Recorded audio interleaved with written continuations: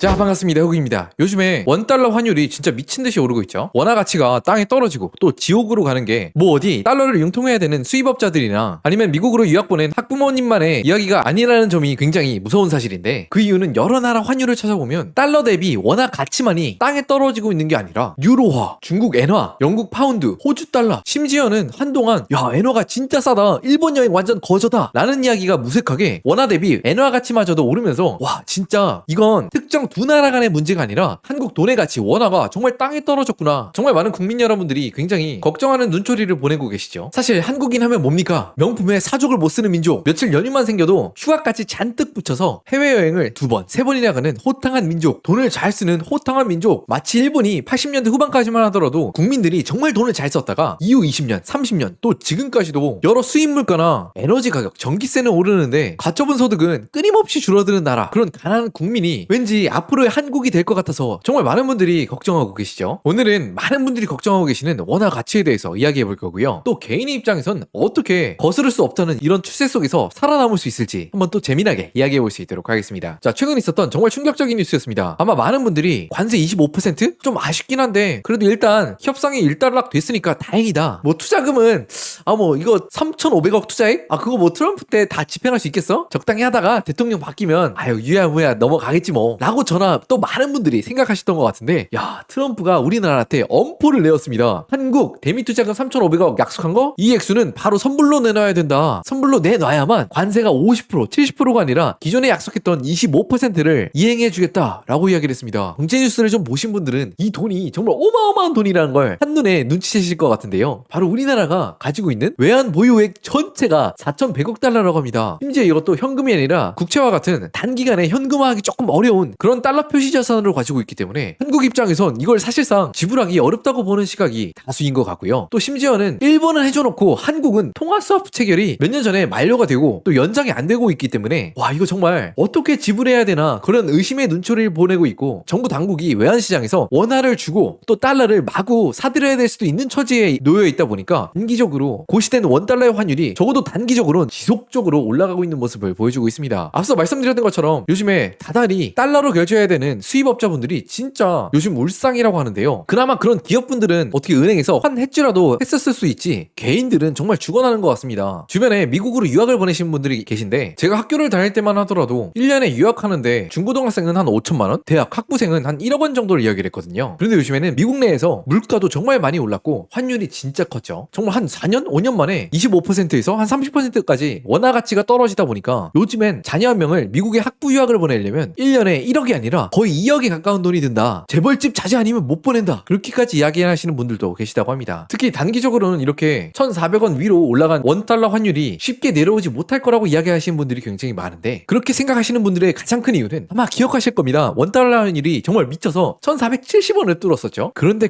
우리는 그때 당시에는 몰랐지만 마법처럼 원달러 환율이 다시 1,300원대로 쭈르륵 내려오면서 정상화되는 과정을 거쳤었습니다. 그리고 나중에서야 알았죠. 바로 국민연금이 환해지를 실행하면서 단기적으로 외환시장에 개입해서 치솟는 원달러 환율을 조정해줬다는 걸 말입니다. 그런데 그 이후 정말 충격적인 이야기가 나왔는데 바로 미국 재무부 환율 보고서였습니다. 야 너네 한국 우리 레이더 속엔 너네 환율 조작 관찰 대상이야. 너네 똑바로 하나하나 이제 지켜볼 거야. 그런데 이런 미국의 환율 보고서 결과가 굉장히 신기했던 이유가요. 대부분의 경우 환율 조작국이라고 하면 자신의 나라의 통화의 가치를 떨어뜨리고 싶어 합니다. 언뜻 들으면 이렇게 생각하실 수 있어요. 아니 흑우야, 가치가 떨어지면 왠지 모르게 좀 안 좋은 거 아니야? 왜 나라들이 굳이 조작까지 하면서 자신의 국가의 화폐 가치를 떨어뜨려? 우리나라의 경우를 생각해보시면 이해가 가실 것 같은데, 우리나라는 보통 수출 주도로 성장한 나라라고 이야기하지 않겠습니까? 우리나라 회사가 외국에서 1달러를 벌어 왔을 때 1,300원일 때보다 1,500원일 때가 되면 국내에 지불하는 임금, 임대료, 각종 비용들 면에서 아무래도 더 유리한 측면이 있지 않겠어요? 그러다 보니까 원가 경쟁력이 생기고 수출 기업들이 훨씬 더 실적을 잘 내는 그런 모습들을 그려내곤 했는데, 그렇기 때문에 아마 한국 정부 입장에서도 화폐 절상을 시켰는데 환율 조작 관찰 대상이다 이렇게 엄포를 넣은 거에 대해서 정말 화들짝 놀랐을 거라고 이야기를 하고 있죠. 그렇기 때문에 이제 국민연금이 올해 하반기부터 집행하는 해외 직접 투자, 해외 채권도 사고 미국 주식도 사고 이런 해외 투자들 할 때 환해지가 아니라 직접 달러를 사서 보유해서 해외 투자에 사용할 것이라고 밝히고 있는데, 이렇게 되면 원래는 원화 가치를 떠받들어주던 국민연금이 빠지고 오히려 국민연금마저도 달러를 사들이다 보니까 1,350원에서 1,400원 사이를 왔다 갔다 하던 우리 원달러 환율의 밴드가 1,400원 위로 한동안 치솟아서 유지가 될 것 같다, 그렇게 이야기하는 분들이 많은 것 같습니다. 그런데 이렇게 원달러 환율 내지는 한국의 원화 가치에 대해서 단기적인 이벤트들이 아니라 조금 더 장기의 시계열로 한번 바라보고자 합니다. 최근 10년간의 환율을 보면 이렇게 원화 가치가 꼬라박고 있는 게 어떤 통계학적 추세선, 새로운 평형을 향해서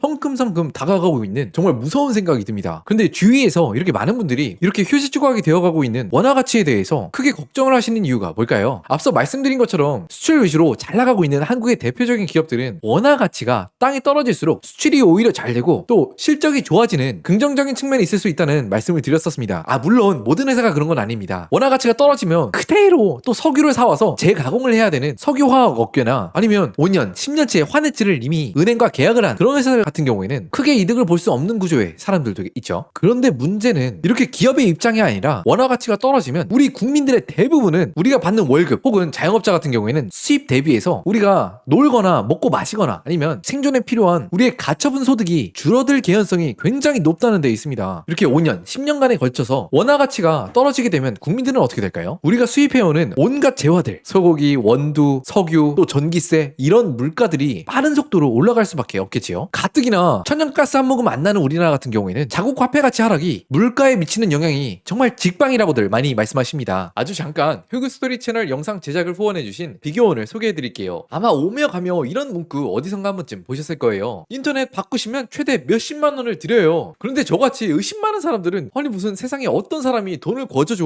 뭐 이상한 생각지도 못한 술수가 있는 거 아니야? 라고 생각하실 수도 있지만 구조를 따져보면 명확합니다. 이런 업체들이 우리들한테 돈을 주는 구조를 따져보면 이해가 또 빠르게 되실 텐데요. 혹시 인터넷 가입할 때 이렇게 SK, KT, LG 대리점을 직접 찾아가서 똑똑똑 저기요 저 인터넷 또는 휴대폰 알아보러 왔어요 하시는 분들 이제는 많이 안 계시죠? 아시다시피 이런 통신사들은 자기 발로 매장에 들어온 고객보다 이렇게 비교원이라든지 외부에서 고객을 데려오는 마케팅 채널에 훨씬 더 고객을 데려오기 위한 많은 예산을 쓴다고 해요. 직접 자기 발로 들어온 고객들은 잡아다 놓은 물고기다 이거죠. 비교원은 이렇게 통신사한테 받는 그 마케팅 인센티브를 인터넷이나 휴대폰 신규 가입자에게도 나눠서 인터넷 가입 시 최대 48만원, 휴대폰 구매 시엔 최대 50만원, 정수기 렌탈 시엔 최대 30만원 모두 합해서 최대 128만원까지 혜택을 받을 수 있는 구조라고 합니다. 또한 기존 휴대폰 그대로 통신사만 바꿔도 최대 30만원의 추가 혜택도 있다고 하네요. 인터넷, 휴대폰 약정 끝나고도 귀찮아서 아직 안 바꾸셨다면 이번 기회에 한번 비교원에 들어가서 비교해보세요. 비교원에서 가입하고 친구 추천까지 하면 4만원 신세계 상품권을 무제한으로 받는 이벤트도 진행 중에 있다고 합니다. 추가로 혜택들이 궁금하신 분들은 1670-2521로 전화하시거나 이 영상의 더보기란에 있는 링크 또는 네이버에 비교원을 검색해보시면 편하게 비교해보실 수 있습니다.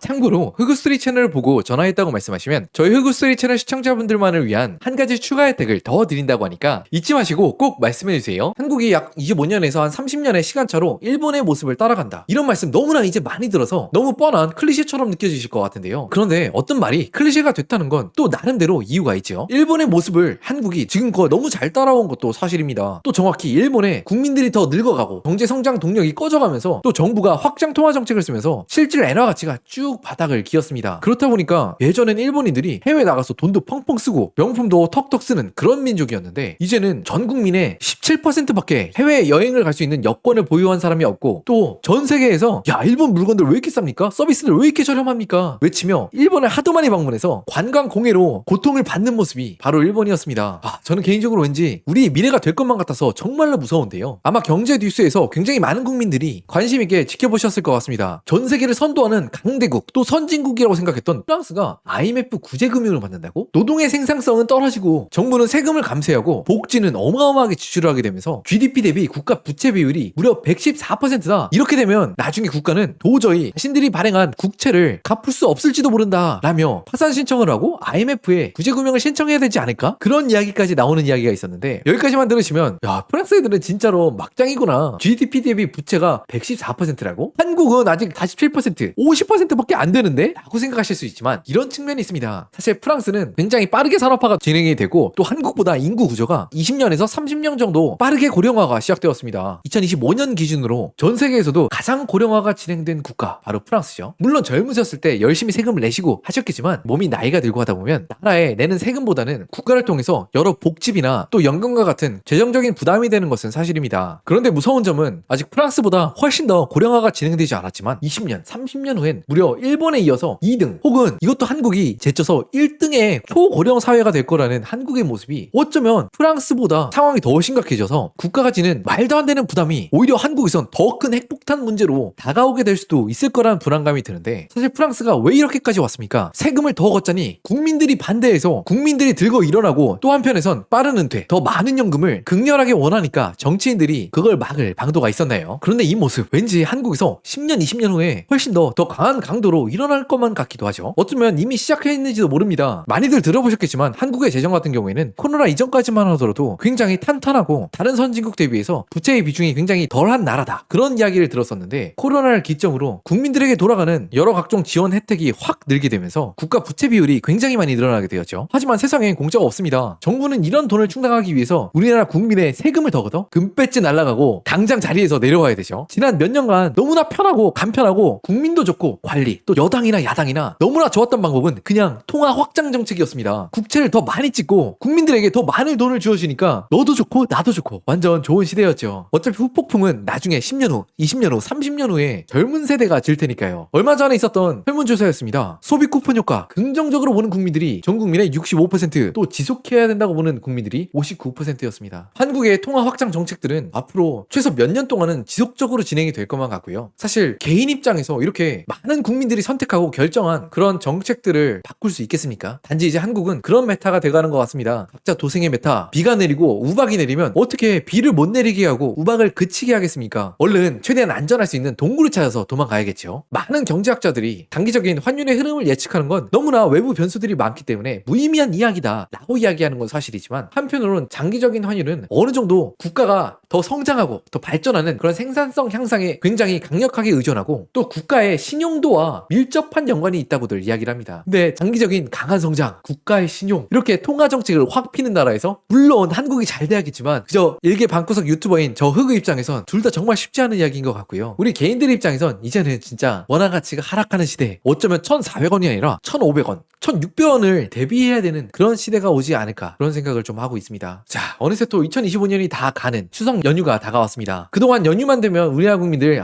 이제 해외여행 가기 바쁘셔서 인천공항, 어디 공항 이런데 정말 빽빽하게 차 있으셨죠. 그런데 이런 모습이 정말 몇 년 가지 않을지도 모른다는 그런 생각을 좀 하게 되고요. 또 한편으로는 또 개인적으로 굉장히 재밌는 자료가 있어서 한번 가져와 봤는데, 우량 주식이죠. S&P 500을 추종하는 SPY 주식과 한국의 굉장히 비싼 아파트 중 하나라는 반포자이를 비교한 그래프가 있어서 한번 가져와 봤습니다. S&P 인덱스 펀드가 몇 개가 있으면 반포자이를 살 수 있을까? 2010년대 초반에는 무려 11,000개가 필요했죠. 다들 잘 아시다시피 서울의 아파트가 2013년을 기점으로 급속하게 올라갔습니다. 그런데 미국의 초우량 거대 기업들의 성장과 주가의 흐름은 미쳤었고, 원화 가치의 하락이 정말 여기서 크리티컬했죠. 그로부터 10년 뒤, 지금은 약 5천여 개만 있으면 반포자이를 살 수 있다고 합니다. 한마디로 한국 내 원화로 표시되는 자산에 전 세계 상품에 대한 구매력이 떨어지고 있다는 걸 단적으로 보여준 건데, 심지어는 이거는 원화로 표시되는 자산이 끝도 없이 오르던 바로 그때, 또 그 중에서도 가장 많이 오르던 자산이 이런 추세를 보였다는 게 참 우리 개인들한테 주는 시사하는 바가 분명히 있다고 생각을 합니다. 제가 정말 뭘 알겠냐면은 재테크 고수도 전혀 아니고요, 돈 많은 부자도 전혀 아니고요. 하지만 사실 전 세계 전체 자산에 있어서 한국에 있는 자산들은 극히 일부지 않습니까? 단지 우리가 요즘에는 해외에 있는 자산을 투자하는 것도 정말 간편해지고 쉬워졌는데, 우리가 한국인으로 태어났다고 해서 원화 예금에 몰빵하고 한국 주식에 몰빵해야 될 이유 그렇게 강하지 않다고 생각을 합니다. 조금씩 한번 미국 주식, 미국 채권 이런 것들도 같이 보유해 나가면서, 지금이야 한국 정부가 젊고 강력한 인구 구조를 가지고 있기 때문에 이렇게 우리한테 혜택도 많이 주고 이렇게 돈도 뿌려주고 의료보험 혜택도 너무 좋고 한 모습을 가지고 있지만, 20년 30년 후에는 정말 이런 정부 오간데 없고요, 어떻게 하면 우리한테 더 돈을 뺏어먹으려는 정부가 그 자리에 있을 걸로 생각이 좀 드는 것 같습니다. 그런 때를 대비해서 우리 모두 좀 안전한 곳에 포트폴리오를 좀 다원화해서 투자하면 어떨까, 그런 생각이 부쩍 드는 게 요즘인 것 같습니다. 물론 이거는 일개 방구석 유튜버의 생각일 뿐이니까 참고만 해주시면 좋을 것 같고요. 오늘의 영상을 보시고